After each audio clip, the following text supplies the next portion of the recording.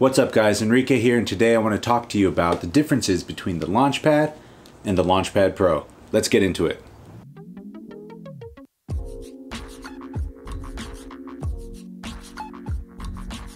Alright, so now that we're here on the desk, we can see the two Launchpads are on and going. They have the similar Vegas mode, which is basically like a sleep mode. They project these fireworks on the front of them.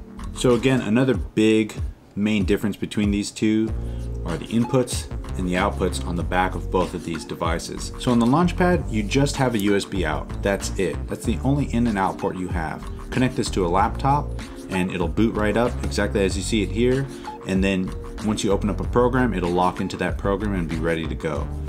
On the Launchpad Pro, however, you have a wall power, a USB slot, and a MIDI input and a MIDI output over here. And what those can be used for are connecting to external synthesizers. It's a 5-pin MIDI, and again, what MIDI is just the information of note data or pressure sensitivity here being sent to another device, for example, a synthesizer. So it comes with these little converters here. It's a little TRS 1/8 inch, kind of looks like an auxiliary cable, to a 5-pin MIDI jack, and this will allow you to connect it to older synthesizers or even newer synthesizers in this day and age. With this, if I go ahead and plug it into the back, it's kind of like a little hack. You can kind of trick it into thinking it's connected to something, so now you can have access to the way it works. But with this unplugged, you can see the range of colors that you can get from both of these devices. That's because they both use the same RGB LED technology to reach those 64,000 colors that I mentioned earlier. But for now, let's leave this plugged in and let's get into the finer details of both of these. So what we're looking at right now on the Launchpad Pro is note mode. If I hold down setup, you can change from Ableton Live mode to note mode to drum mode. You even have like fader mode, which is cool. So depending on how hard I hit the pads, the slower that information will fade up through all the values. So this is a great example of MIDI. Say I have one of these set up to be a filter on a synthesizer. If I press this slowly, it'll slowly fill it up, or if I hit it hard, you'll see that it goes away really fast. You even have another mode like programmer mode, because the Launchpad Pro is hackable. There's an open firmware for it that you can kind of create your own things to do with this, but that is an entire different discussion and that goes way over my head.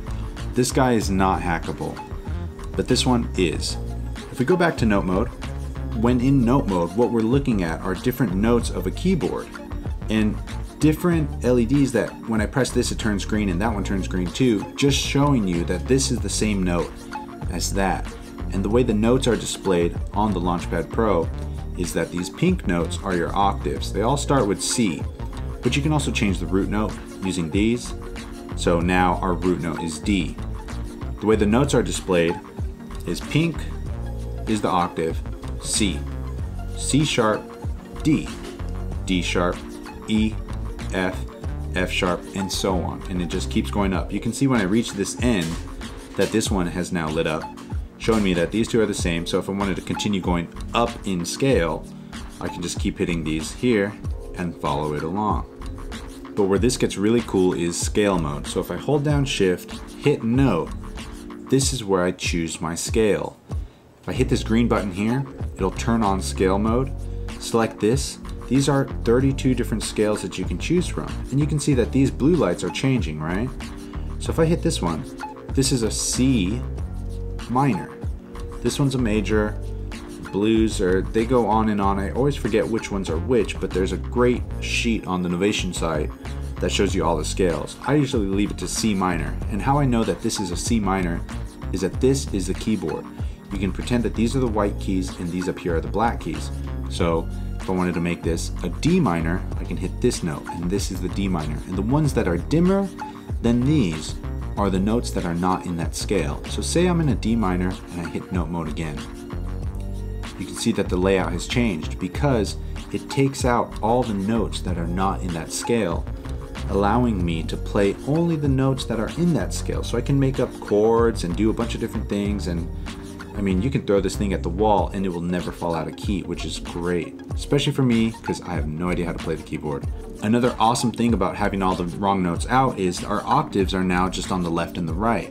Where this is cool is if I go down an octave, I can easily hit 8 octaves with one hand. I mean, trying to do that on a normal keyboard would basically be impossible. I mean, I don't even know how many keys you would need for that. But to turn scale mode off, hold down shift, hit note, and then make sure that this green button is dim. With that dim, that shows you that note scale mode is now off. We hit note mode to go back, and we're back to our original. So another big difference between these two is that when it comes to controls for Ableton, this guy, you only have these 8 up here. Moving up and down in your session view, left and right. The session view itself, user mode 1, user mode 2, which you can use to play different devices, like say you have a bunch of samples loaded in Ableton, you can play them here, or a keyboard or something, you can play it here. Same with user 2. And then the mixer button.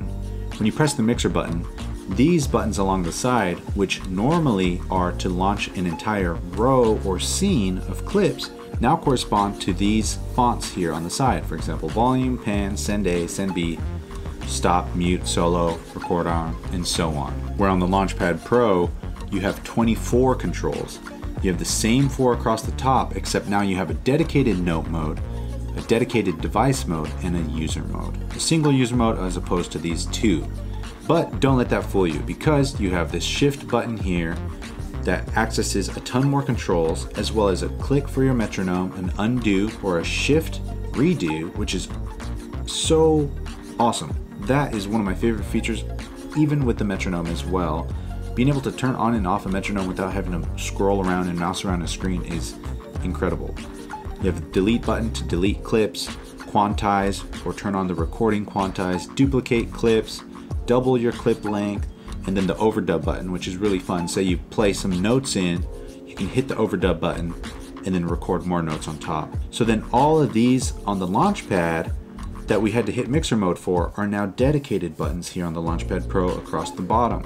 So this makes navigation and using Ableton a lot quicker. Another big feature on the Launchpad Pro that is missing on the Launchpad, if we focus on the pads themselves, and I press these, they're a lot more pad-like, where these are a little bit more button feeling. I mean, don't get me wrong, they feel good, nice, squishy, comfortable, but they're more button-like, which means that they are not velocity sensitive and they do not have polyphonic aftertouch.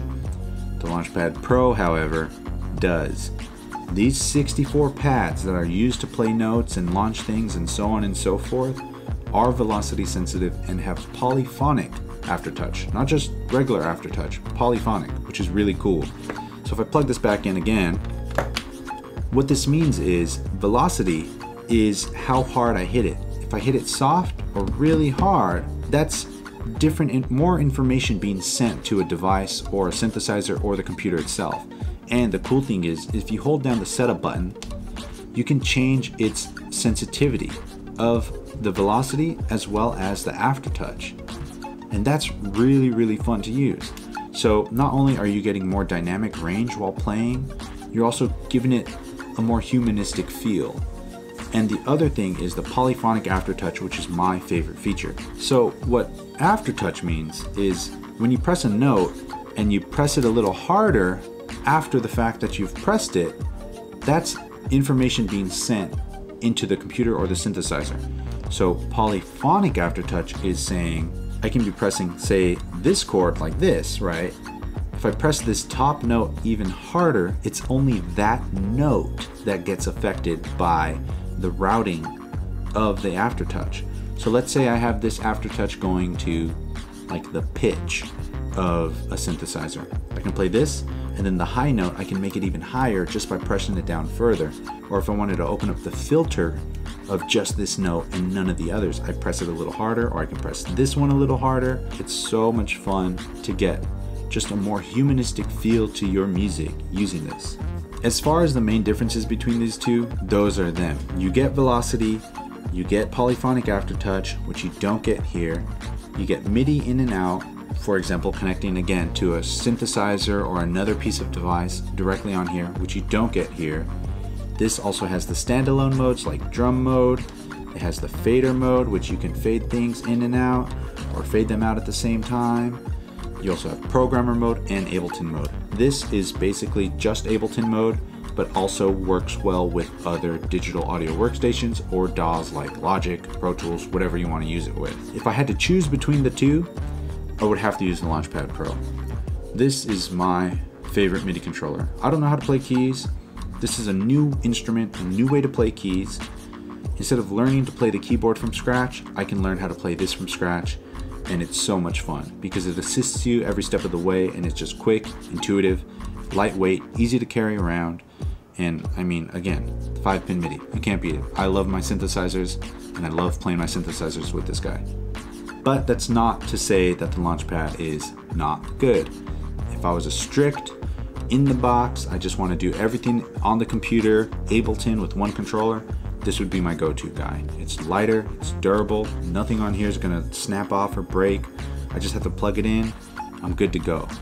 So I hope this video helps. If it does, please leave a like down below. If you have any questions that I didn't get to answer here, leave them in the comment section below and I'll get back to them as soon as I can. As always, share the love, share the knowledge. Knowledge is power. Peace.